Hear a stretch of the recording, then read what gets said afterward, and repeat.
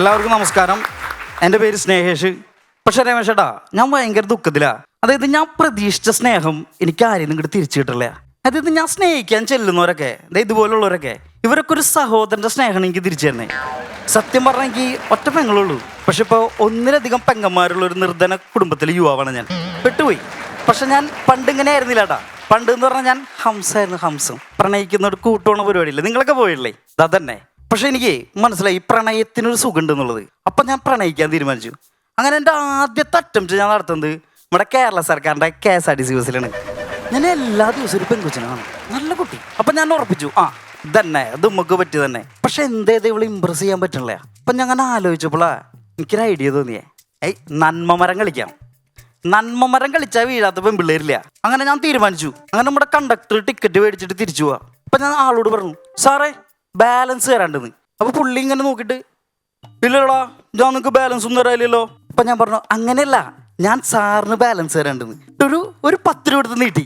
ഇത് കേട്ട വഴി ഡ്രൈവർ വണ്ടിയാ ചവിട്ടി. എല്ലാവരും കൂടി ഒരുമിച്ച് തന്നെ ഇങ്ങനെ തിരിഞ്ഞു നോക്കുക. KSRTC ബസ്സിലും സത്യസന്ധനോന്ന്. അപ്പോൾ ഞാൻ വിചാരിച്ചു സംഭവം പരിപാടി ഏറ്റേണ്ടെന്ന്. പക്ഷെ കണ്ടക്ടർക്ക് കാര്യം മനസ്സിലായി. ആള് പറഞ്ഞു, പൂവടാ നീ തരാണ്ടല്ലോ, 10 അല്ലല്ലോ 50 അല്ലേന്ന്. 50? ആകെ 50 രൂപ കയ്യിലുകൊണ്ടാണ് ഞാൻ വന്നിക്കണേ. ആള് സമ്മതിച്ചില്ല. അത് നിർബന്ധിച്ച് പുള്ളി എൻ്റെ ഒന്ന് മേടിച്ചെടുത്തു. അവസാനം 5 കിലോമീറ്റർ നടന്ന് ഞാൻ കുടുംബത്ത് പോയേ. അതായത് നന്മമരം കളിക്കാൻ പോയ ഞാൻ പാഴ്മരമായിട്ട് വീട്ടിൽ പോകേണ്ട അവസ്ഥയായി. അതോടുകൂടി പ്രണയം നമുക്ക് പറ്റില്ല എന്ന് മനസ്സിലായി. അങ്ങനെയാണ് ഞാൻ എഡിറ്റിംഗ് പഠിക്കാൻ ചെല്ലുന്നത്. എഡിറ്റിംഗ് പഠിക്കാൻ ചെല്ലുന്നത് നമ്മുടെ ആശാൻ്റെ പേര് ഷിൻഡോന്നാ. മൂപ്പരാണെങ്കിൽ ഈ മരണ വീഡിയോ എടുക്കുന്ന എക്സ്പേർട്ടാ. അങ്ങനെ ഒരു ദിവസം മൂപ്പര് ഒരു വീഡിയോ എടുക്കാൻ പോയിക്കാ. ഒരമ്മൂമ്മ മരിച്ചു. അത് കഴിഞ്ഞ് അമ്മൂമ്മയുടെ ചടങ്ങുകളൊക്കെ കഴിഞ്ഞ് കഴിയുമ്പോൾ അപ്പൂപ്പനെ കാണില്ല. അപ്പം എല്ലാവരും ഇങ്ങനെ അന്വേഷിക്കും, അപ്പൂപ്പൻ എവിടെയാ? അപ്പോൾ ഒരു ടീം പറയണ് അപ്പാപ്പൻ അമ്മാമ്മ മരിച്ച ദുഃഖത്തിൽ ആത്മഹത്യ ചെയ്യാൻ പോണ്ടാവും. അപ്പം മറ്റൊരു പറഞ്ഞ് അതല്ല, അപ്പാപ്പൻ ചിലപ്പോൾ അപ്പാപ്പൻ്റെ പഴയ കാമുകി ഏലിക്കുട്ടി ചേച്ചിനെ കാണാൻ പോയിണ്ടാവും. അതുമല്ല, ഇനി ആ കുഴിയിലെങ്ങനെ കാല് തെറ്റി വീണുണ്ടാവുന്ന ഒരാൾക്കാർ സംസാരമായി. പക്ഷെ നമ്മുടെ ആശാനും അപ്പൂപ്പനും കൂടി മലയുടെ മുകളിൽ കയറി പോകുന്ന ആൾക്കാർ കണ്ടു. മറ്റവൻ 2 അടിക്കാനാന്ന് വിചാരിച്ചു. പക്ഷെ ഇതിൻ്റെ വീഡിയോ വന്നപ്പോഴാണ് എല്ലാവരും ഞെട്ടിയേ. അമ്മാമ്മയുടെ കർമ്മങ്ങൾ കഴിഞ്ഞ് കഴിഞ്ഞിട്ടൊരു പാട്ടാ, My love is gone, my love is gone, my love is gone. നോക്കിയപ്പോ അമ്മാമ്മ മരിച്ച ദുഃഖത്തിൽ അപ്പാപ്പൻ പാറയുടെ മുകളിൽ ഇങ്ങനെ നിൽക്കുക. സൈഡിൽ കൂടെ അമ്മാമ്മയുടെ മുകളിൽ ഒരു പ്രാവ് പറന്നു പോണത് ഇങ്ങനെ വിഷമത്തിൽ. അത് ആശാന്റെ മാരക എഡിറ്റിങ്. അതോടുകൂടി വെറും ഷിൻഡായിരുന്നു എൻ്റെ ആശാൻ, മരണമാസം ഷിൻഡായി. അപ്പം ഞാൻ ഈ ആശാൻ്റെ കൂടെ ഇടയ്ക്കിടയ്ക്ക് നമ്മുടെ ഈ വീഡിയോ എടുക്കാൻ പോകും, ഫോട്ടോ കാര്യങ്ങളൊക്കെ എടുക്കാൻ വേണ്ടി പോകും. അപ്പം എൻ്റെ ഉണ്ടെന്ന് വെച്ചാൽ കല്യാണ വീട്ടിൽ ചെയ്യുമ്പോൾ നല്ല സുന്ദരികളെ പെൺപിള്ളേരുണ്ടാവും. അപ്പം ഇവരെങ്ങനെ ക്യാൻഡിഡ് ഫോട്ടോ എടുക്കാന്നുള്ള പരിപാടിയാണ് നമ്മുടെ ഉദ്ദേശം. അങ്ങനെ ഞാൻ വർക്കിന് പോവാണ്. അപ്പോൾ വർക്കിന് പോകുമ്പോൾ എങ്ങനെയാണെന്ന് വെച്ച് കഴിഞ്ഞാൽ അവിടെ നല്ല നല്ല പെൺപിള്ളേർ നമ്മൾ ക്യാമറ തിരിക്കേണ്ടെന്ന് അറിഞ്ഞിട്ട് അവർ മനഃപൂർവ്വം ആവശ്യമില്ലാണ്ട് വെറുതെ കുറെ ക്യൂട്ട്നെസ് വാരി വതറും.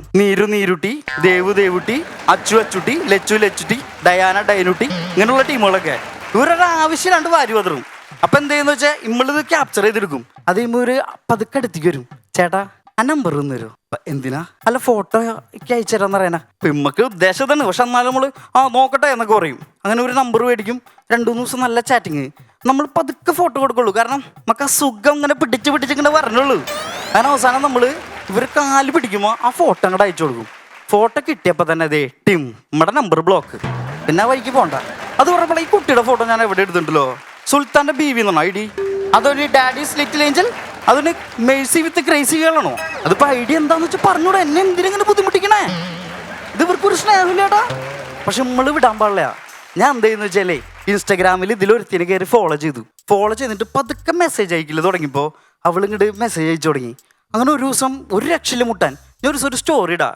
അപ്പോഴാണ് ഞാൻ ആ ദാരുണമായ വാർത്ത കേൾക്കണേ. അമേരിക്കയിലൊരു കാമുകനെ പ്രണയം നിഷേധിച്ചതിന് ഭയങ്കരമായിട്ട് അങ്ങോട്ട് ആക്രമിച്ചു. ഞാൻ അവൾക്ക് ഒരു സ്റ്റോറി ഇട്ടു, ഇങ്ങനെ ഒരു ജീവൻ കളയാൻ വേണ്ടി മാത്രം പ്രണയത്തിൽ എന്ത് തേങ്ങയുള്ളതെന്ന്.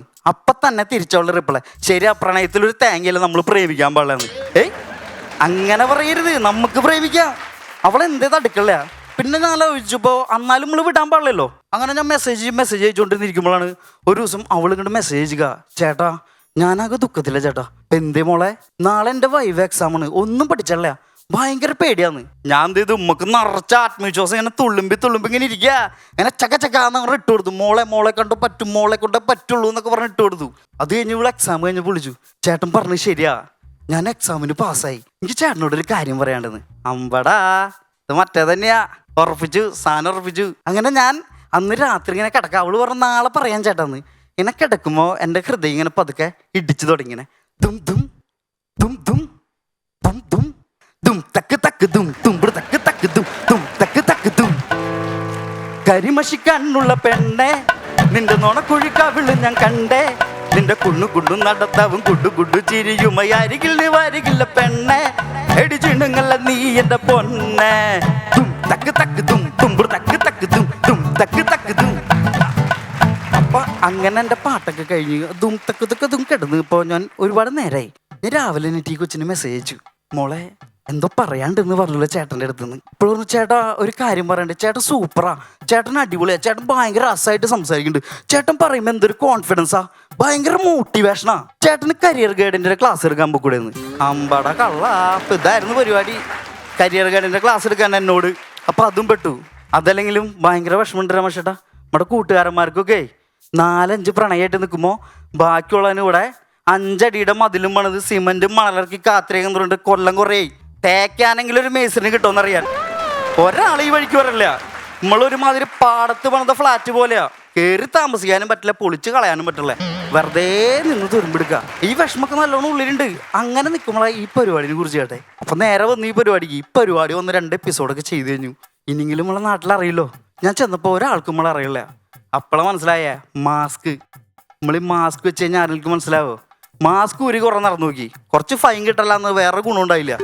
പിന്നീട് വീണ്ടും കാര്യം മനസ്സിലായ ഈ കോട്ട്. നമ്മൾ ഇവിടെ വന്നിട്ട് ഈ പാൻറ്റും ഈ ഷർട്ടും ഷൂവും കോട്ടൊക്കെ ഇട്ടല്ല പരിപാടി അവതരിപ്പിക്കണേ.